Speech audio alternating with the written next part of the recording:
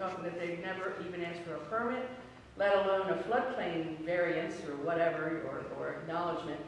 And they're operating now up there drawing water out of the creek, and they set up shop maybe about a month or two ago. We seem to have a flaw here that they are not aware that they have got to go to the county first. So when it hits the DEP's office, when their packet of materials to apply for a well drilling permit hits the office of the DEP, because they're so understaffed, they assume that Doddridge County has done their job first, so they don't even check to see, well, did they call the floodplain manager and have him sign off? They just assume it's been done.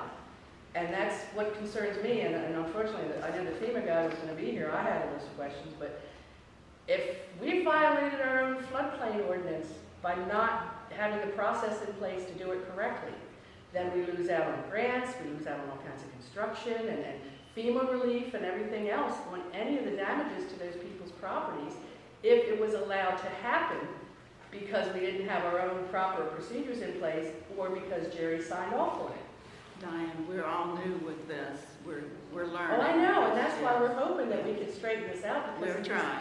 And whoever made the point about the moratorium, it might be a good idea that we find out from the state level what assistance you can get from the DEP to stop all drilling permits in this county until this mess gets straightened out, because you're talking a lot of liability issues here if your actions have allowed them to drill where they really should not have drilled. And it's my understanding that the floodplain ordinance says they can only drill in a floodplain if there's no available alternative.